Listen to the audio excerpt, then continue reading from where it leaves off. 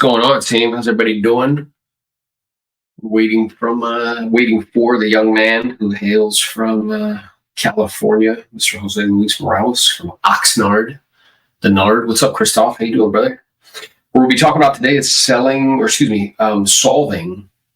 sellers' problems, right? And how to ask questions to discover precisely what those problems actually are. And in my experience, when you begin to go down the path of, let's say, actively prospecting, right? When you begin to go down the path of reaching out to strangers, having conversations, there's like a process, right? The first process is first I got to learn what to say. And truly, that's like elementary school, right? I know a lot of people get stuck in that particular place. And that just requires, some rote kind of memorization. And the way to do that is kind of reading, writing, practicing doing the real thing, which is role play, and then doing the real thing, right? Because there's a hierarchy of learning. Lowest form of learning is reading, writing. Second highest form of learning is simulation. It's practicing doing the real thing. And then the highest form of learning is actually doing the real thing, right? So that process, if I want to rapidly ramp up the learning curve of what to say, is the process that I would propose to suggest. It's the process I taught to Jose. It's a process that I utilized that allowed me to, really internalize scripts and dialogue. So I no longer had to think about it anymore. So you just kind of have to ask yourself a question, right? Like, am I committed to being a professional at this, right? Amateurs practice until they can get it right. Professionals practice until they can't get it wrong. So that's the first step in ramping up the learning curve, is learning what to say and how to say it. Otherwise, I am stuck being overly concerned about what to say next, right? And that really doesn't allow you to serve people at a high level. And it doesn't allow you to get to the skill that me and Jose are going to go over today, which is about asking questions to help people problem solve, essentially. Can solve the most problems is going to win. Whoever value is going to win. So we're operating under the assumption that you are reading, writing, role playing, and doing the real thing, right? We have people in our organization that have embarked on that kind of journey. They're writing out the listing presentation every day for 90 days straight. Now they're writing out the pre-qualification script for 90 days straight. What's up, Stephanie? So we're operating under the assumption that you're doing that. You're in a role play group, you're role playing all the time. You are perhaps chanting scripts, and you're doing the real thing. Because I must do that before we can get to what me and Jose are going to talk about. Okay. So let's imagine that you're already doing that. You're no longer really overly concerned about what to say. You kind of have that dialed in. Now it's really about, okay, how do I shift from hallucinating and imagining that a group of words said in a specific way is going to ultimately equal business, because that's just not factually correct. Now, knowing what to say is important. What's more accurate is that knowing what to say in combination with staying in curiosity and asking questions so you can discover problems that you can solve will cause you to earn more business and get your unfair share. Would you agree with that, Jose? I would, 100%. Yeah. 100%. And I also think that too, like, it's funny, I had an agent one time and he was like, look, I'm rock star at my listing presentation. I'm rock star at my scripts. I'm like really, really good at them. And I had a very difficult conversation with him. I told him, look, I understand that you believe that you're a rock star at it. Based on the production, the marketplace does not seem to agree with you that you are a rock star at your scripts and a rock star at your listing presentation. So what I would always say, I think what Aaron said about you have to make a decision whether you want to go professional or you want to be an amateur. Professionals practice until they can't get it wrong. Amateurs practice until they get it right. So there's also levels to it as well too. And obviously our intention is I think that's probably one of the best advice I ever got from you. Whenever you gave me that example of like, look, like, what is your competitive advantage? How much are you practicing? This is how much I'm committed to practicing. And then I was like, all right, I'll just model whatever he is doing. Because at that point in my career, when I heard you, you were by far the most skilled agent like that I have ever heard in my life. I was like, this guy sounds polished. And what made it simple for me was that I don't think you were always like that. Obviously, you've got a lot of natural talent as well, and you learn pretty quickly. But it gave me motivation to be like, okay, there's a different level, and I can learn. All of this and then implement it, and then you'll be rewarded as well too as a result of doing it. Yeah.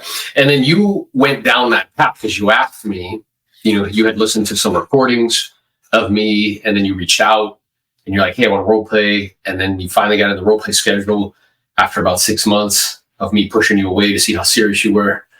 And then you asked me, yo, what do I need to do? And I said, here's what you need to do. And initially I laid out that kind of like high school education, which is to read, write, simulate, and do the real thing. You need to do that every day, because I was role playing twice a day, 6 days a week. I did that for 3 years. I hand wrote out the listing presentations. I recorded myself because I have to get past this not knowing what to say thing, right? It's funny. I'll interrupt you on this. I was listening to a recording of you calling expireds, and the guy says, I want to relist with the same agent. And when I heard your response, I was like, oh my God, this is like level 20 out of 10. Your response was this. It's really, really rare that somebody with a home as nice as yours, that they relist with the same agent. Let me ask you this. Were you happy with the level of offers you were receiving on the home? And when I heard that, I was like, let me take that one. Let me write it in my book.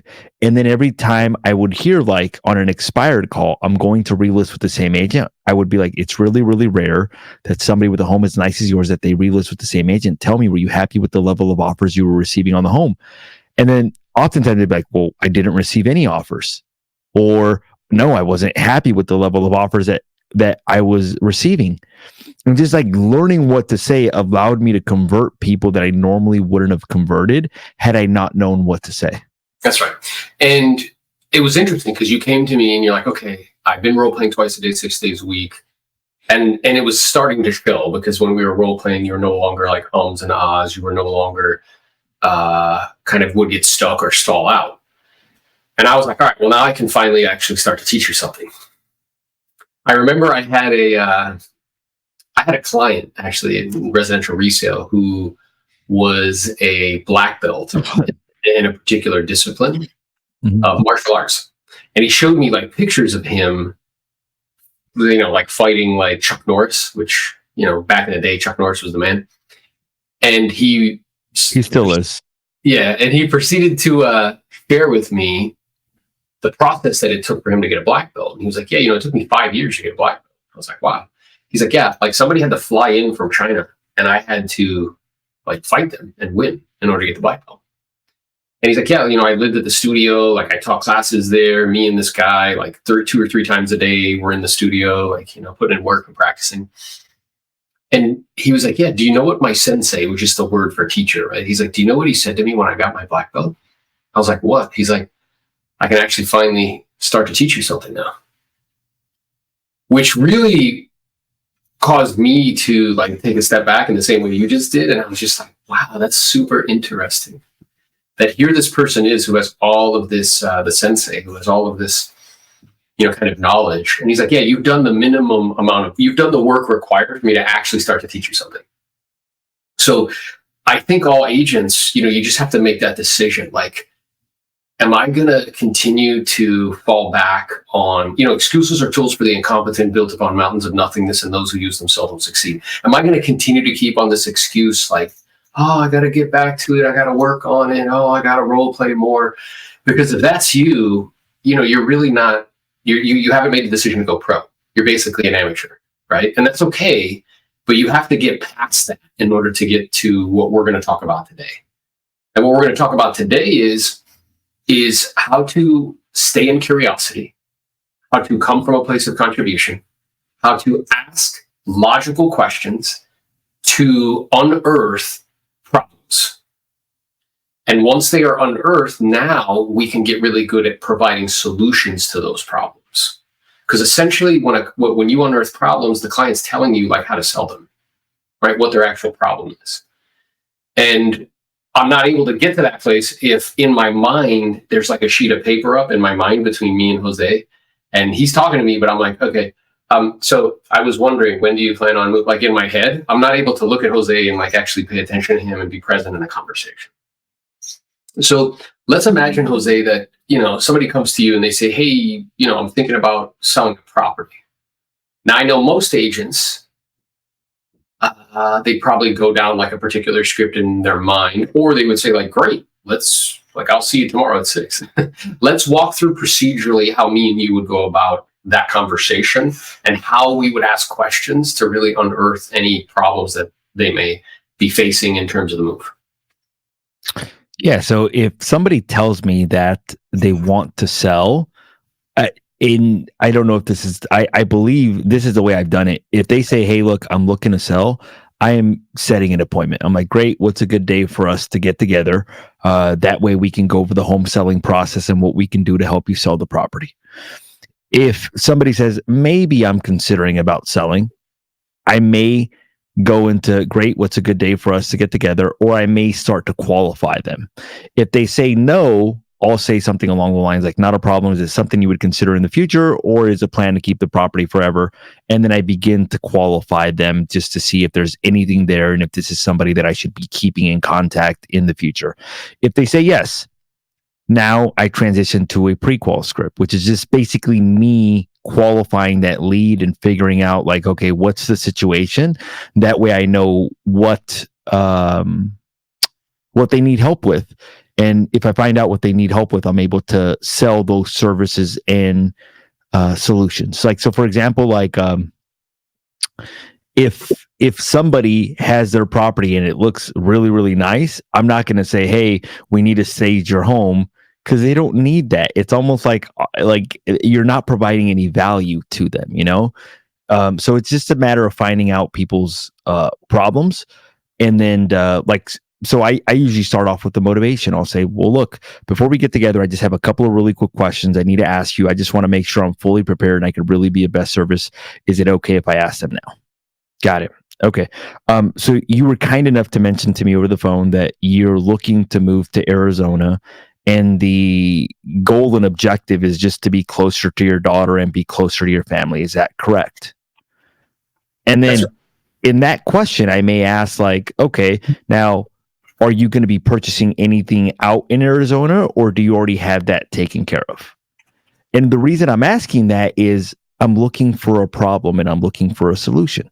If I say, are you going to be purchasing anything else out there? Great. Now, would this be a contingent sale, or do we want to focus on selling this one first and then taking your time out in Arizona? There's a couple things that they may need help with that. Like, so for example, if they're going to purchase out in Arizona, they may need a referral to a good agent. So that's potentially a solution that I can provide them with. If they're not purchasing something out in Arizona, or if they are, they may need a recommendation for a moving company. Boom. I'm identifying that. If another problem that they may have is they may need help with if they're going to be renting out a place, maybe getting them connected with a leasing agent.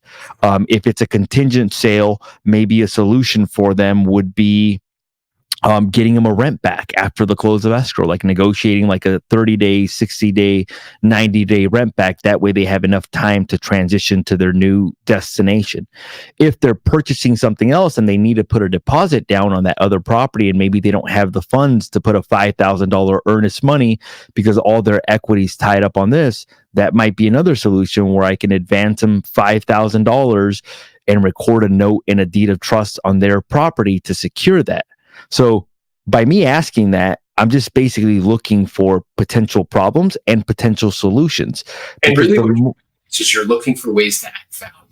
Because the truth is that the majority of people who go in, they're going to have some sort of plan to get the home sold. You know what I mean?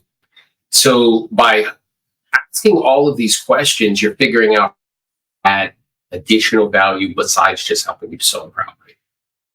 And so it's very intentional on his part. I want everybody to be clear on that, right? So it's a series of detailed questions. Is your intention to stay here locally, or is you looking to go someplace else? Your home's lovely. It's in a great geographic area. Hopefully I'm not being too nosy.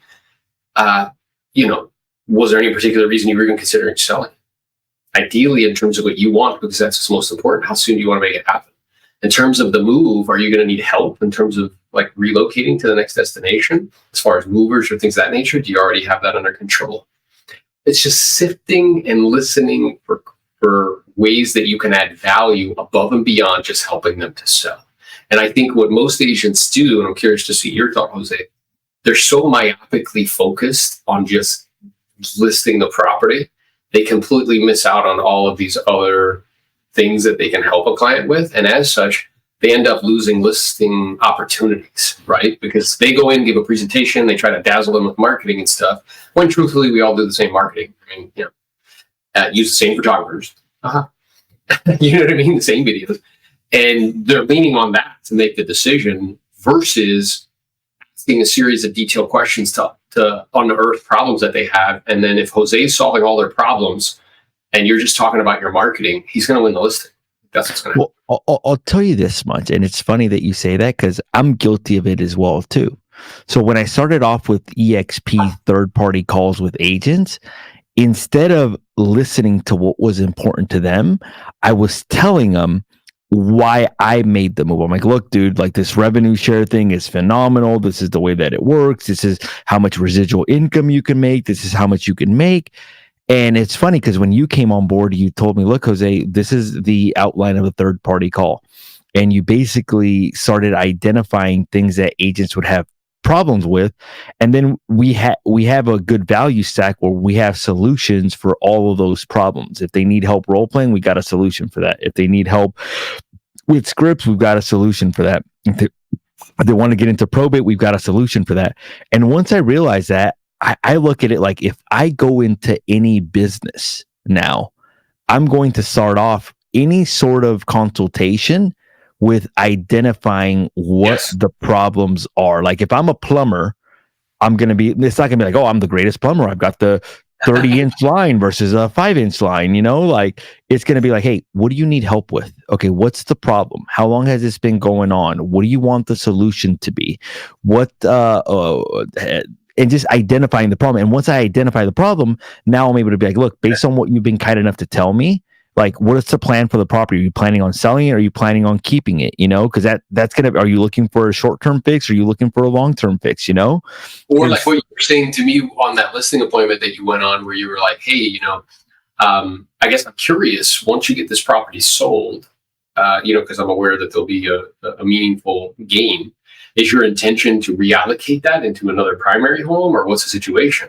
And the client was like, well, I'm trying to figure out a way to avoid capital gains, but it's a primary residence. And you were like, okay, well, let's say that you knew that there was a way that you could actually limit your exposure to capital gains just by utilizing a different strategy. Is that something you would be interested in? And he's like, what do you mean? And then you explain to him, which you learned recently from somebody on a podcast, like, yeah, you could put those proceeds into an annuity, and then, you can take a certain portion of that, so you get taxed on that. And when you were competing in that situation with another agent who's basically like, yeah, I can help you get the most, get the most, get the most, get the most, get the most. I'm the best, I'm the best, I'm the best, I'm the best. I'm the neighborhood specialist, yada, yada, yada. And you're sitting here asking questions. And then when you told him a potential solution to that, what did he say to you? Nobody has shared that with me at all. Nobody has shared that solution with me at all.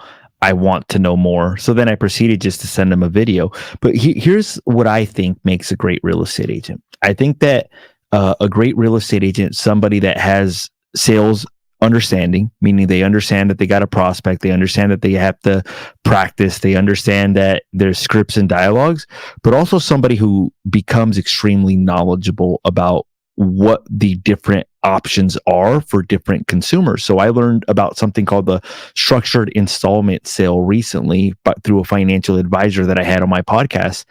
And when he shared that with me, I was like, oh my God. And he's like, look, Jose, this is specifically tailored towards people that have really high end properties that they bought a long time ago that are primary residences. Like, I knew a solution for investment properties, but nothing for primary residences. So when I learned this, I basically started telling some of the higher end listings that I was going on, like, hey, look, there's actually a solution for this. And this is what that solution looks like.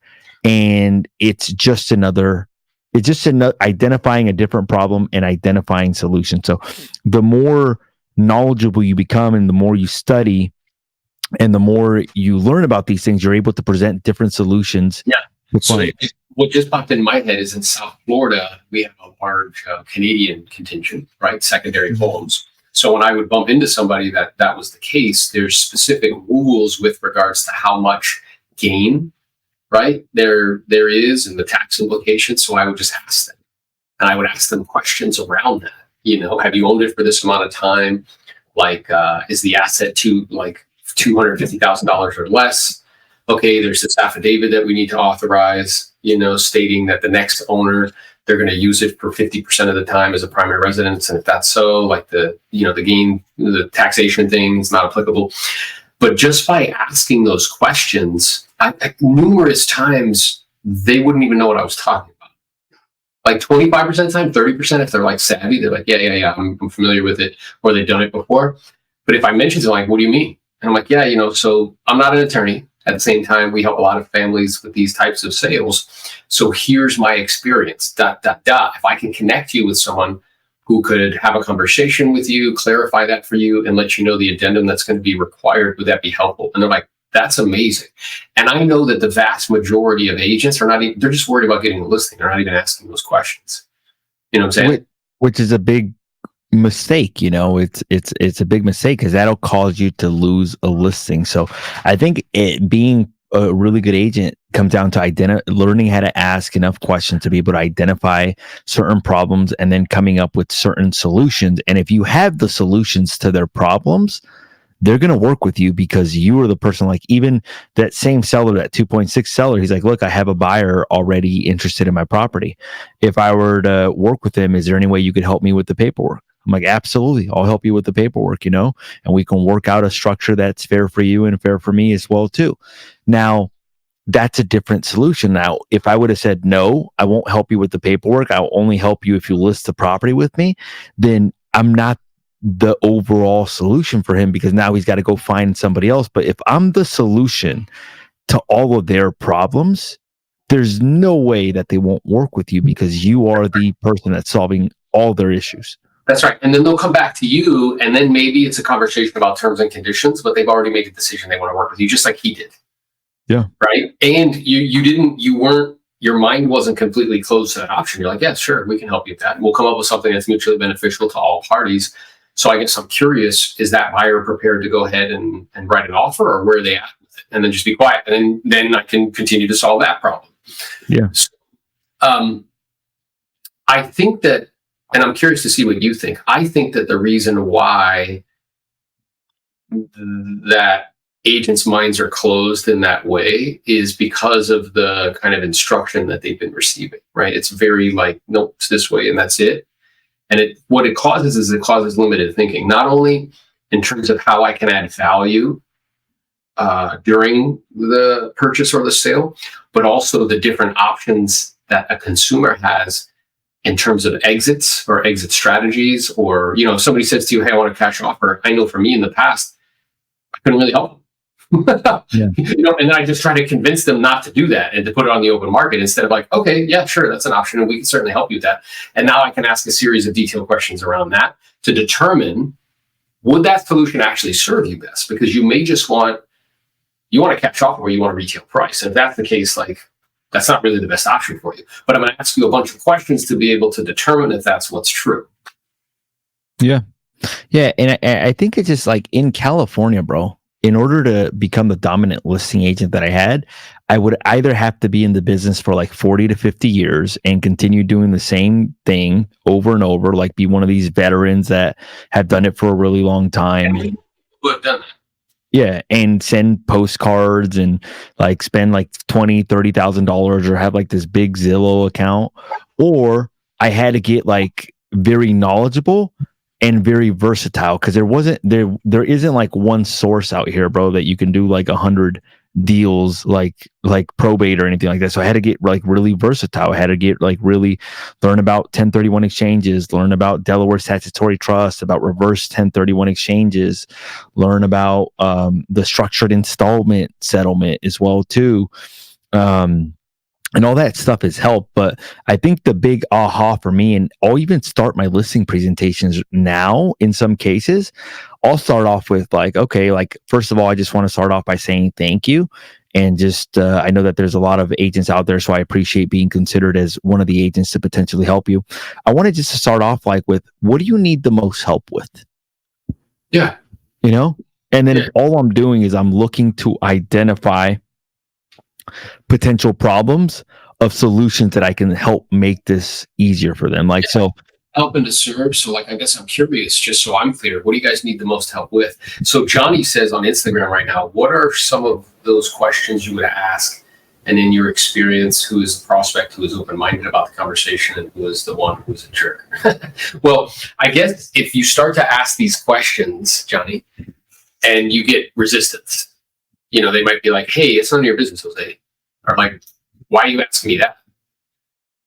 It's important how you respond to that, right? And you really don't want, it's funny, Jose, I just did a live presentation, a listing presentation this week. And what I was saying to people is like, look, you have to remain like emotionally unattached. You don't want your body to betray you. Because if somebody said something to you, you don't want to go like this.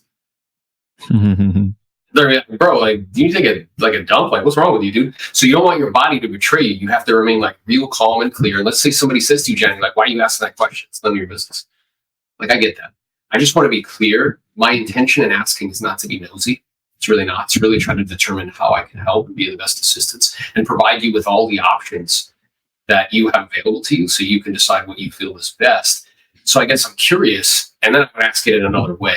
So if they're pushing back, let's say, if you're like, hey, you know, realistically, what were you thinking in terms of price? And they're like, well, is that none of your business, Johnny? That's none of your business, Jose.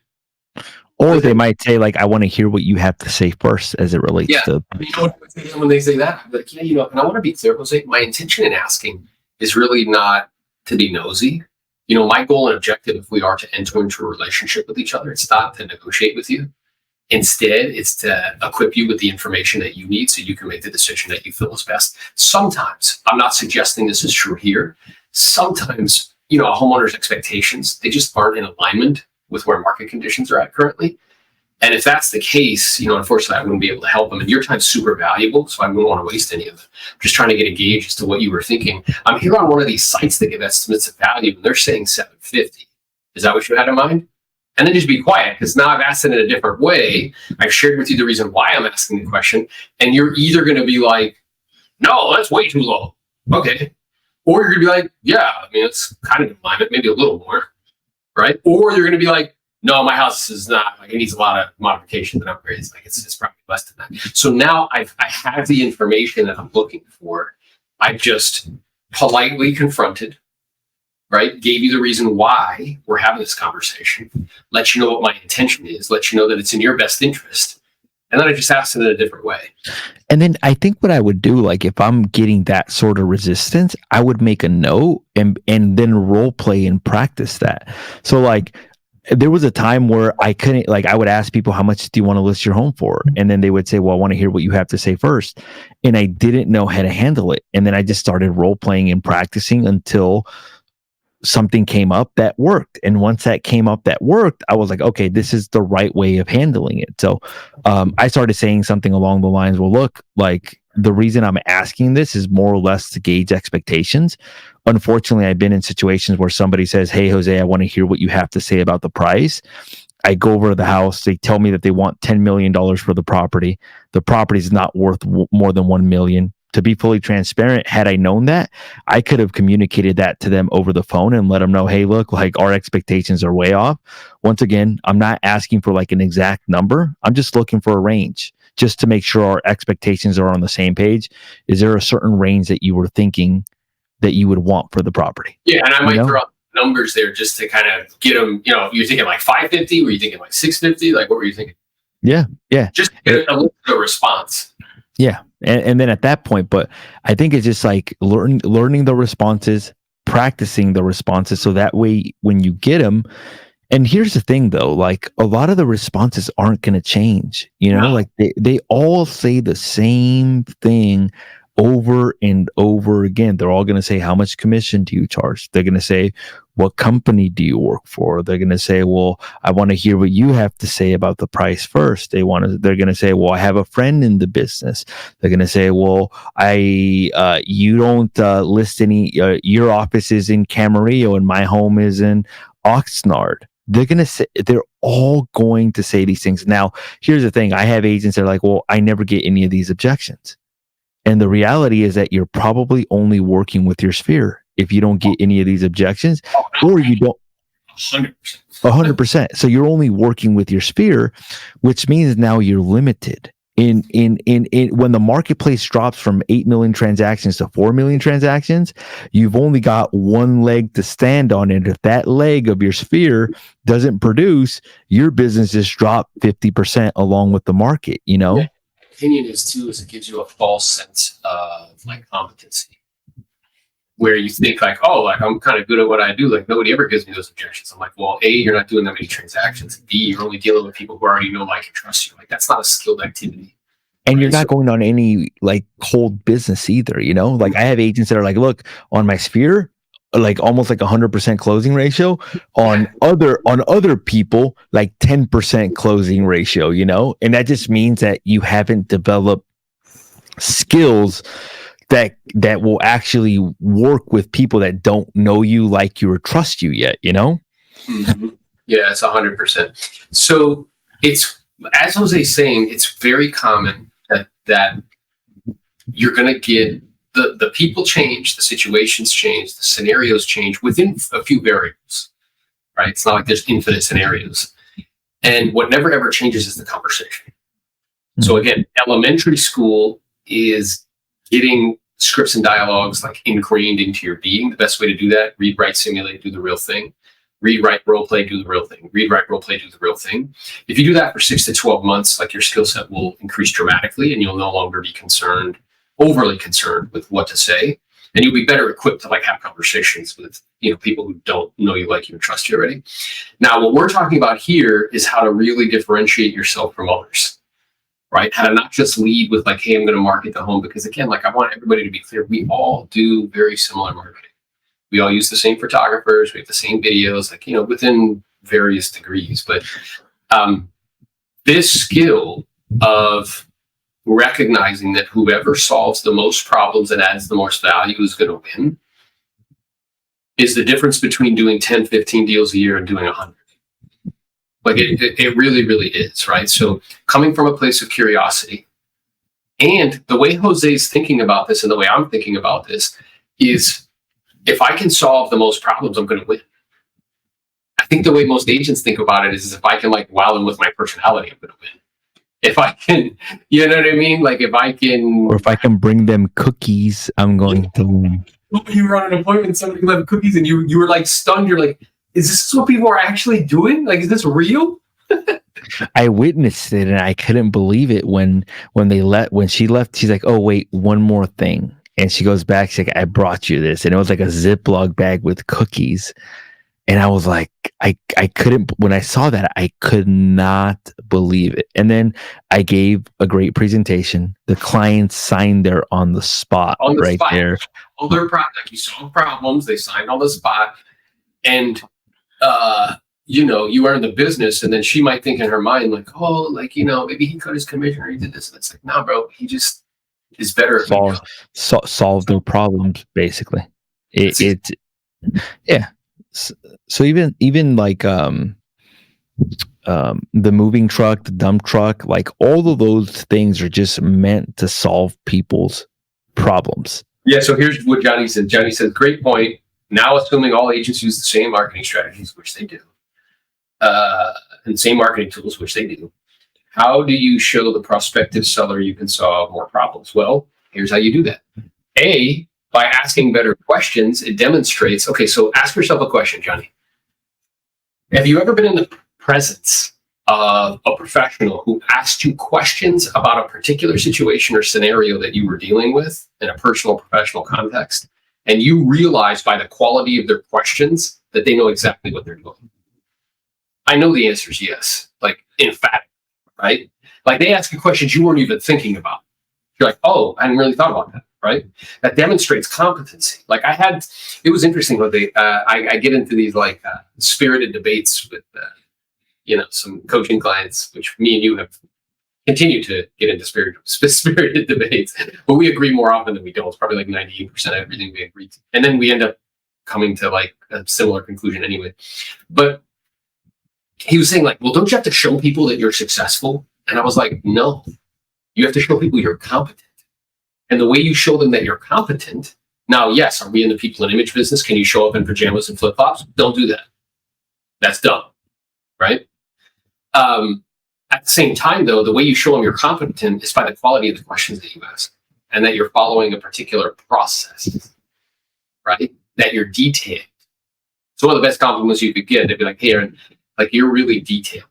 I can tell that you're detailed and you've done this like once or twice before. This isn't your first rodeo, is it, Jose? And you're like, no, I have the good fortune of helping lots of folks. Sounds like you're beginning to see why people like you hire me all the time. Job. And make a suggestion. It's no way to work. So the way that you do that, Johnny, is by asking questions. And then whatever comes up, they're like, hey, we have this problem. We got this piano and we can't move it. They're like, can you move it for us? And I'm like, yes. I have no idea how I'm going to get the piano out of there. But I will get it out of there. Oh, we'll get it out. Like, we'll figure it out. You know what I'm saying? Or they're like, hey, I need help with, this move. Like, I don't know any good moving company. Can you help me out with that? Yeah, you can. Or let's say it's an estate sale. And they're like, it's full of contents. I don't know what to do. Well, let me ask you a question. Is there anything in there that has like sentimental value that you and your family has interest in? Or have you guys already gone through the property and pulled that type of contents out? And they're like, no, we already did. Okay, so everything that's left is either like, if you could get any money for it, that would be great. If you could donate, the estate would get a write-off, and then whatever's left would be disposition. Does that sound about right? Now, immediately, as soon as I say that to him, what is Jose thinking in his head? He's done this before, right? Because I'm walking you through a process. So it's like, okay, great. So if we can connect you with professionals who can help with the estate sale, then if anything's left over, donation, and if anything's left over, disposition. And on top of it, I could have a member of my team like oversee that process for you and just report back to you. Would that be helpful or useful? They're like, oh my God, that's amazing. Versus, Billy Bob is just like, hey, you ready to list your house? Like, I'm going to win the business all day long. So I think the first thing for Johnny is just asking enough questions to identify the problems, basically. So there's so many different problems that sellers in particularly have. Some cases they have uncooperative tenants. What is the solution for that? In some cases they have a tenant who's not paying rent. What is your solution to that? In some cases they have they don't want a lockbox on the front door in some cases because they don't want privacy. In some cases, they don't want a for sale sign. In some cases, they were listed already once on the market. In some cases, they need help boxing up, or they have too many personal items. In some cases, they're elderly and they can't box up any of the items. In some cases, they're gonna need help with money, like they have all their equity tied up in their property. I had an attorney called me yesterday, and she calls me up and she's like, Jose, I have a referral for you. I just got done settling a case. And she goes, this is the situation. Now, it's in Oxnard, and there's rent control in Oxnard, and the tenant's very likely going to ask for about $5,000 for relocation assistance. Here's the problem. It's a trust. They're asset rich, cash poor. They don't have any money. I said, don't worry. I'll front the money. I'll get reimbursed at the close of escrow. She goes, thank you, Jose. She knew you would do it. That's why She knew she knew I would do that. But I'm pretty confident that's why she called me versus somebody else, because she knows that I will front the $5,000 to earn a $20,000 paycheck. Like, it's like a no-brainer for me. So she knew specifically. She's like, I have this problem. I'm gonna need a solution to this. Jose is the person that can solve this problem. So even like when I communicate to attorneys, I tell them, I'm like, look, you ever need an advancement of funds for whatever reason, I will do it. You ever need like properties to be cleaned out, I will clean them out for you. You ever need, we have a property right now, and this is gonna make a lot of people like kind of like poop their pants a little bit, but we're renovating it, and we're putting about $40,000 in the renovation on the property. But there's a note, 45,000. My wife just said 45,000 in the background. Oh, it's a lot. I forgot. I don't know. But we've got a note in a deed of trust, meaning like there's a recorded document on the property saying that like, hey, look, we are owed this money. They can't sell, they can't refinance, they can't transfer, or they could transfer the property, but they can't sell or refinance without paying that $40,000. So it's like as secure as it can be, and it's a tremendous value for this lady. Where the loan to value is like enormous. So like, property's paid off. So in this situation, it was emotional for her. She didn't want her sister's property to be sold in the condition that her sister had it in. And she wanted the property fixed up because, one, it would bring a higher dollar amount if it was fixed up. And two, she thinks that it would make her sister proud as well, too. So I was able to solve a problem, and it's going to earn me a $30,000, $40,000 paycheck as a result of it, because it's a higher end listing, you know? Yeah. And you, if I remember correctly, you're not like charging her anything. Like, no, I'm not charging any interest, not charging nothing. It's just like simply. I'm sure she talks to other agents. They're all focused primarily on just getting it on the market, getting it sold. They're like, don't worry about doing modifications, whatever. Jose dug and was asking questions like, I'm curious for you personally, because I know you have two options at your disposal. One, you can sell it in its current condition. The other is do modifications. I guess for you personally, like, which would you prefer and why? She's like, well, if I had the money, I'd prefer to. That's exactly what she said. She said, if I had the money, I would prefer to fix it up. And then she's like, well, tell me a little bit more about that. Like, why is your preference to fix it up? And then here's where she shares the emotional component. Well, it's kind of like, I feel like I'd be honoring my sister's memory by selling it in a condition that's just better than the way that she left it. I don't think it's a good representation of who she is. It's like, okay. And then my intention asking my next question is not to be nosy, just so I'm clear. Do you have the resources and funds to do that? She's like, no. Said no. And it's like, all right, well, let me ask you, if I was able to provide you with the funds to be able to do that at no charge to you, and my team would oversee the modifications and everything. So we could not only sell the property, I think you get a little bit more money for it too. We could also honor your sister's memory in the process. Is that something you'd be open to? And she probably would cry. You know what I mean? Like, of course, like that would be amazing. Where nobody else is even talking to her. Yeah. Now there's certain scenarios that I've recognized certain patterns that I don't front money in as well too. So just don't think that everybody is a candidate for fronting the money. There's very specific scenarios where the risk is very low. If a client is in foreclosure and they need money to cure that default, I am not fronting the money unless there's an attorney involved with a probate or a trust. Other than that, I am not fronting, because if they have not paid the bank, for a year. What makes you think that they're going to pay you? If they are in bankruptcy, I am not fronting anything. And did you do that before and get burned, and then you're like, I'm never going to do that again? I did it very early on in my career where I fronted like $10,000 to somebody and they were in default, and they used that money to cure the default, and then they changed their mind about selling. And then that money was just kind of sitting there for years, like 2-3 years. And then 3 years later, they ended up listing with somebody else, ended up selling, but I had a note in a deed of trust, and they had to contact me to get that note in deed of trust off, but I had to get paid. But the only reason I got saved, the market was going up like this, so the market was appreciating. had the market not been appreciating. And then after that, it was funny because I had an agent who's like, look, Jose, I hear that you front money and you help people. And I'm like, tell me a little bit more about the story. He's like, yeah, they're in default. I'm like, don't do it. He's like, no, but he's a really nice guy and this and that. I'm like, don't do it. Please don't do it. Do not do it. You're going to be in a lot. You're going to hate yourself for this.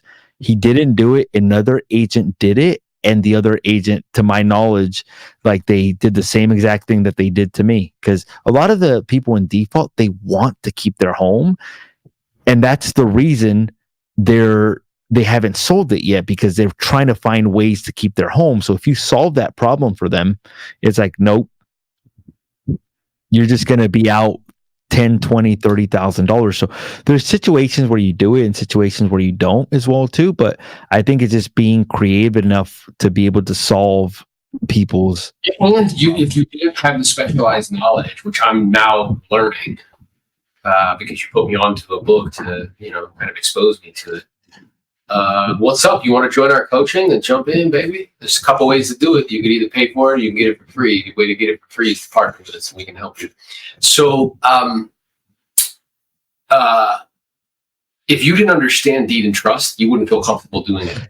And you want to know something crazy? For a lot of years, Aaron, I did not do the note in deed of trust.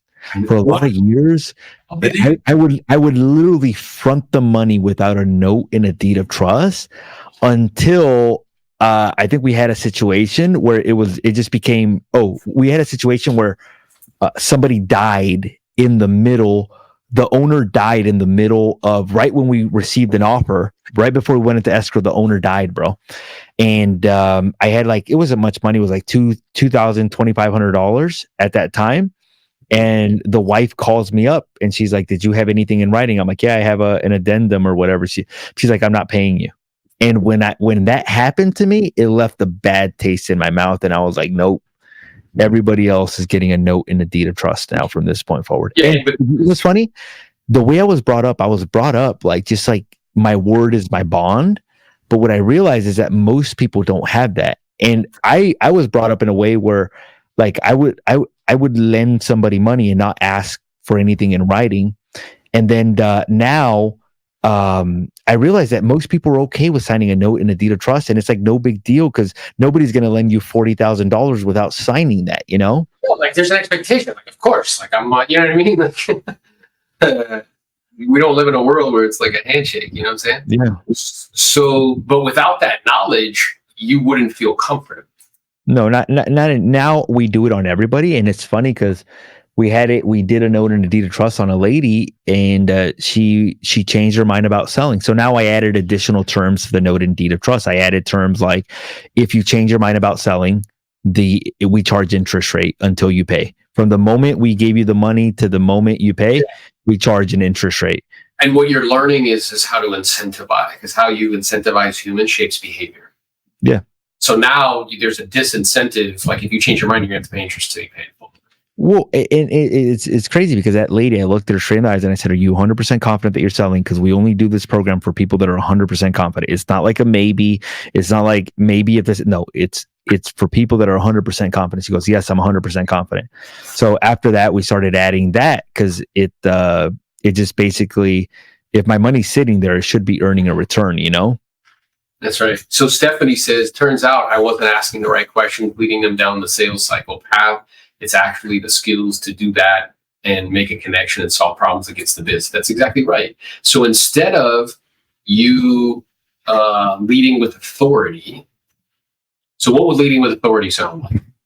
Well, Jose, are you familiar with the techniques that I use to sell? That's leading with authority, right? Or leading with authority. Well, while your home was on the market, I sold X amount, right? Go ahead, Jose. You were saying something. Or even like going to them and saying, hey, look, you need to list it at this price. And if we don't sell in this amount of time, you're reducing the price by this much, basically. Mm-hmm. Like that's basically people don't like being told what to do. They like having options. Right. Instead, saying yeah, sure, that's an option, Jose. Whatever you decide, I'll send you 100%. What I'd like to do is just go over with you the pros and cons of that particular strategy, because price is a strategy and it's to get the most. My intention in doing so is so that way you're crystal clear and you can make the decision that you feel is best for you and your family. Whatever you decide, I'll support you 100%. That's so different. Right now, Jose feels like he's in control. He's like, okay, cool. I'm getting additional information. So I don't know if I'm saying your name right, but Iolani asked, does your county have any issues with recording note, deed, and trust in Riverside County, California? They give us a lot of issues with it. You would know that. Well, we have a title department do it for us. So it's basically, we have a great relationship with our title department and they assist us with that. So there's no issues. They obviously know the process. I think as long as you do it the right way, there's no issues with recording a note in a deed of trust. I mean, think about it. Like if you were loaning out money to somebody, it's the same thing. Like when a bank records a mortgage, they record a note and a deed of trust. It's the same exact thing. Banks do second loans all the time. That's a note and a deed of trust as well too. So it's the same exact process. I would connect with the title rep that you have and just say, hey, look, like I'm looking to make this person a loan. Your title rep won't draft up the note, so you'll probably have to have an attorney draft up a note for you, or if you're an escrow officer, can draft it up for you, the original one. And then once you have that, I don't record them, just so you know, for the most part. I only record them if they're going to cancel or if something doesn't go right. I record it immediately. Like I had a guy cancel a listing. I'm like, hey, look, I'm not going to record this. The only time I record it is if something doesn't go right or you start to get squirmy or basically you cancel the listing. The moment he canceled the listing, very first thing that I said to my staff is record the note and deed of trust. Right away. Right away.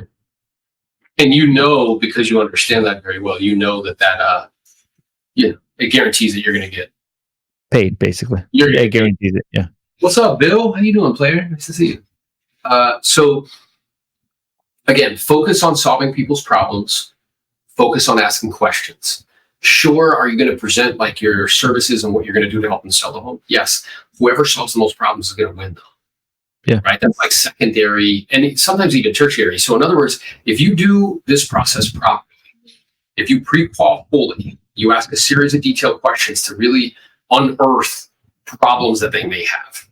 If you push them to reviews, in the pre-qual, Jose, I know I'm just a voice over the phone. So in preparation for connecting, I just have a couple super quick questions to ask just to make sure that I'm fully prepared and I can provide income information. That's how you get to the pre-qual.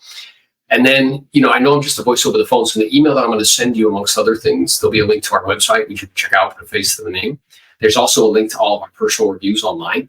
We have the great fortune of over 500 five-star reviews from families that we've helped just like you in the area from start to finish get the most. So I encourage you to take a look at a few of those in preparation for connecting so that way you can get a feel and a flavor for the service and results we provide. If you do all of that properly, send an email with, the CMA and perhaps like a pre. Bro, 75% of the decisions already made if they think you can sell the home or not, from a competency perspective. Now, when you get there, that rest of that 20% is filled, but really your ability to solve their additional problems is what pushes it into the end. Well, even doing the pre-listing package, bro, like that is so important. Like, so whenever you're doing listings in high volume, there's a 5-step process. Step 1, you set an appointment. Step 2, you pre-qualify.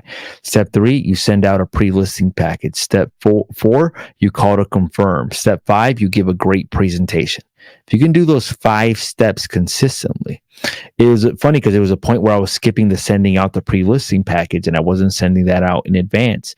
And I was like, look, I'm not taking as many listings as I want. I'm basically having challenges with it. It's funny because I'm like, I need to make that change again to start sending the pre-listing package. I send it to the very next person and they couldn't make the appointment. They were coming in from out of town and they could only be there at a certain time. They call me and they're like, Jose, I reviewed the comps. It looks on the pre-qual, they told me they wanted 850. On after I send the pre-listing package, I basically call them and they're like, yeah, I looked at the comps. It looks like we want to list it at 750. $100,000 less, which normally had I not sent a pre-listing package, I would have to be presenting that to them. But by me sending the comps over, they said we want to list it at 750. That's exactly where I wanted to be, and I didn't even have to present the price, and it was so great, And I was like, man, like this is powerful. Yeah. So somebody just asked, is it a physical document? No, it's an email. I send her an email. Yeah, we are in the 21st century, guys. You know what I'm saying? Well, you know, it's funny. I fought you on that. You told me a long time ago, like, you're like, I used to send it physical, and I fought you. I'm like, no, I've been told that it has to be physical. I've been told this, but it would like for my admin to print out a marketing package, print out the comps. My wife's shaking her head no right now in the background. She's like, oh my God, it was such a pain in the you know what to do that, man. The printer would get stuck. Hey, then our title rep. So even though I'm older than you, you taught me on email and you taught me using an iPad. Both of those things. And both of those things were, but it's funny how you're like, we live in the 21st century, you know, like, like the way you consume content or data is, she said she has a courier and delivers it to the front door. I still think that's lame. I had a courier deliver it to the front door, but it's so much effort. Yeah, a couple things. One is it's more expensive, right? Needlessly more expensive. Number two, they're not really going to look at it that much, right? That quickly. And number three, there's just a better, more efficient way. So if I'm going to go on, I'm listing 150 homes a year. I'm going on 2 appointments a day frequently. All your staff would be doing is preparing pre-listing packages. Doing is preparing stuff, and they can't focus on anything else, right? So you can only grow to the proportion that your systems will allow you to, and that's like delivering newspapers to people. Like, what are we doing? Like, who reads the newspaper anymore? Nobody. How do you consume content? You consume it through your phone or through iPads or through screens. I think it has to do with like there's going to be certain adjustments. So like from 0 to 30 deals, you can probably do that. You can do that. The pre-listing package, like, it won't freak you out. But to talk about what Aaron was doing when he was listing 150 to 200 properties in a year, unless you have a dedicated person strictly doing pre-listing packages, like all day, like it's just gonna take up unnecessary time and resources. Yeah, like imagine you're gonna go to the restaurant, and instead of going to Yelp, the restaurant, like that used to be, okay, it's a perfect example. I remember, and I'm a little bit older than you. My parents used to keep in a drawer, they used to keep all of the like pamphlets for restaurants. So when it was time to like order out, you'd open up the drawer, you pull it out, there'd be a Chinese food one, there'd be an Italian food one, right? That doesn't exist anymore. Where you go is your phone. You look on Yelp, you Google it, like food around me. You go to Uber Eats, right, to look at menus and then make a decision.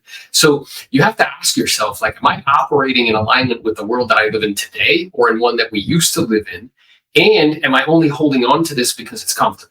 Because that was the only reason you were holding on to the other one. Like, money has an addictive quality, and because of it, you get addicted to the way that you receive it. So you had done something and it worked.